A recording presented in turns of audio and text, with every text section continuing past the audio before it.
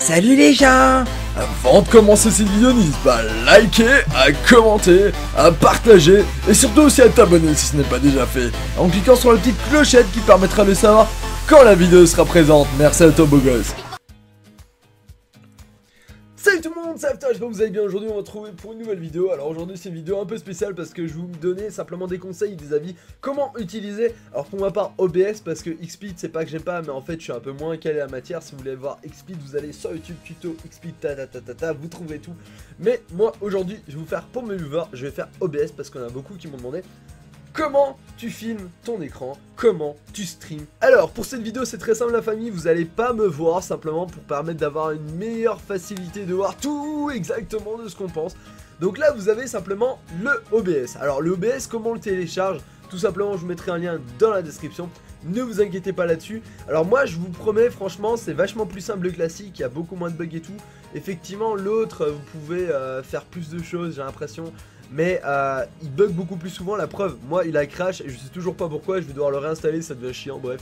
En tout cas ici là je suis avec le classique, donc du coup quand vous devrez télécharger ce sera avec le classique que vous devrez le faire. À partir de là c'est rien de très difficile à faire, vous l'installez, tout le tralala. Vous arrivez ici, donc c'est à dire quand vous appuyez sur paramètres, vous appuyez sur général. Vous appuyez sur général, ici on s'en bat les couilles. Moi j'ai marqué raccourci de vidéo. Alors simplement parce que c'est moi qui ai créé un raccourci. Ça c'est pour les personnes qui veulent filmer leur écran. À partir de là je vous montrerai toutes les bases comment faire.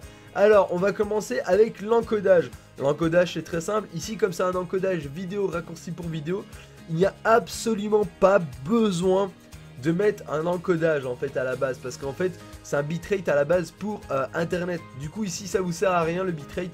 Parce que moi je tourne en vachement plus. Alors ici les codecs sont quasiment toujours les mêmes. Moi j'ai mis 128 de bitrate. Canal stéréo ça dépend ce que vous voulez. Moi personnellement j'ai mis stéréo parce que j'ai des baffes, j'ai des haut-parleurs, j'ai pas du 7.1. Du coup c'est un peu chaud. Et le format on s'en bat les couilles. Alors continuons toujours ces paramètres. Alors ici là c'est en mode un fichier seulement. Pourquoi? Parce que tout simplement vous voulez filmer votre PC les gens. Donc du coup ça prend beaucoup plus de place et vous ne faites pas un stream. Alors comment on fera le stream, je vous montrerai tout ça après, vous inquiétez pas. Du coup ici le mode, simplement vous marquez sortie vers un fichier seulement. Vous mettez le chemin, moi j'ai marqué vidéo OBS beau gosse, vous connaissez les bails. Durée de tampon, on s'en bat les couilles. Et le chemin du fichier, c'est exactement la même chose en fait, c'est juste le chemin du fichier du tampon. Et moi c'est toujours le fichier, donc du coup ça change pas grand chose. Passons à la vidéo. La vidéo, le périphérique, vous connaissez, c'est votre carte graphique, ce qui est normal. Alors la résolution de base, moi, elle est personnalisée parce qu'au départ, j'ai des écrans un peu plus grands que 1920 x 1080. Du coup j'ai dû personnaliser un petit peu, mais c'est pas grave parce que automatiquement je suis quand même en 7/9 etc. Faut savoir qu'en fait les écrans on peut les changer, c'est-à-dire écran 1, écran 2, écran 3 et changer de personnalisation.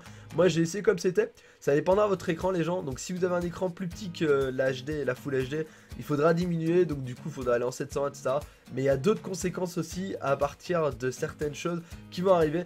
Ici c'est pour filmer juste le PC, du coup essayez de mettre l'écran adapté par rapport à internet, enfin par rapport à votre moniteur les gens, ce sera super sympa. Alors ici vous pouvez augmenter votre FPS, du coup moi j'ai laissé 30 FPS. Parce que pour moi j'en vois pas l'utilité d'aller en 60 FPS. Sauf pour des gros jeux ou des trucs comme ça, vraiment pour montrer vraiment la qualité graphique qu'on peut faire sur ces jeux, tu vois. Alors passons à l'audio.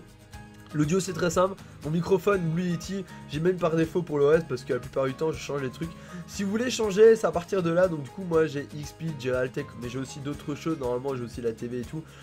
C'est en fait simplement les périphériques audio que vous mettez, donc du coup c'est pas énorme, ça prend pas beaucoup de place et c'est vraiment super sympatoche. Moi je mets toujours par défaut. Parce que tout simplement quand je change au moins ça se met par défaut directement aussi, c'est génial. Ici mon microphone c'est mon Blue Yeti, je pourrais mettre ma cam C921, enfin C920, C922 mais je m'en fous de ça. Alors là il y a les push to talk et tout, si vous voulez avoir un push to talk, moi personnellement j'ai pas besoin de ça. Je continue à parler tout le temps ayant large, donc pas besoin de ça du tout. On est juste là pour se mettre bien. Alors raccourci clavier, je n'ai vraiment rien utilisé, c'est vraiment pour le push to talk par exemple, pour les diffusions. Si vous voulez, admettons, utiliser un bouton pour pouvoir arrêter l'enregistrement, commencer un enregistrement, arrêter un flux, commencer un flux. Vous faites ce que vous voulez. Personnellement, moi j'ai jamais utilisé parce que je trouvais que ça sert à rien et puis après au pire on découpe sur ce Vegas. Voilà. Alors les options avancées, ça c'est ultra important, attention, seulement pour les personnes qui veulent filmer leur écran, c'est ultra important, je m'explique. Alors ici, ça dépendra de votre PC. Moi je vous conseille d'utiliser l'optimisation multithreaded si vous ne l'avez pas, enfin si votre PC n'est pas assez puissant, c'est-à-dire que vous n'avez pas un minimum i5 6600K, je trouve que ça devrait pas passer. Du coup je vous conseille pas du tout. Mais sinon vous pouvez la mettre tranquille. Définir la priorité, moi elle est en normal, j'ai jamais vraiment changé. La mémoire tampon je conseille à mettre à 700 millisecondes, je pense que c'est même normal aussi. Alors ici là ça va dépendre vraiment au niveau de la vidéo comme je l'ai dit. X264 CPU, réglage prédéfini, c'est votre CPU. Du coup en fait si vous avez un très bon processeur vous pouvez monter un petit peu, mais montez pas trop non plus, parce qu'il faut savoir que faire marcher un jeu ainsi que faire marcher un stream c'est pas la même chose, ou même faire marcher un dossier pour les vidéos, ça prend beaucoup plus de place. Et croyez-moi que votre PC va en prendre un sacré coup si vous mettez vachement haut. Regardez tous les trucs qu'il y a, vous pouvez aller jusqu'en slower, c'est à dire vraiment un truc super beau, mais personnellement j'en vois pas l'utilité, sauf si vous avez deux PC, un PC pour les recs et les streams et un PC pour jouer. Là vous faites ce que vous voulez. Alors le profil d'encodage toujours en main. Et alors là le keyframe d'intervalle, attention, là les gens va falloir vraiment faire attention, je vous explique. Ici en fait le keyframe d'intervalle, moi j'ai mis 2 secondes pour me permettre d'avoir un temps d'intervalle assez rapide. Ici on va utiliser le CFR. Alors le CFR c'est quoi? Je vais m'expliquer comme je peux, j'ai envie de dire, comme j'ai pu comprendre.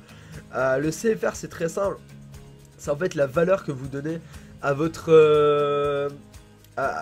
nombre, enfin pas forcément votre nombre de pixels, mais en fait ça, en gros si vous voulez, plus vous mettez haut, plus vous avez de temps entre chaque pixel.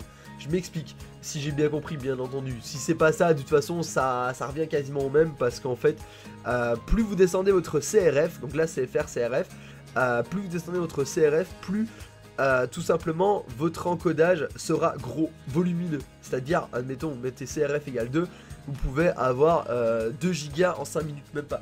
Mais là je vous conseille vraiment pas du tout, parce que tout simplement bah, ça va bouffer votre mémoire. Premièrement pour les streams, ou pas pour les streams, pour les recs, ça va prendre beaucoup d'espace. Et quand vous ferez du Sony Vegas, je peux vous promettre que vous allez en chier avec autant de gigas. Voilà.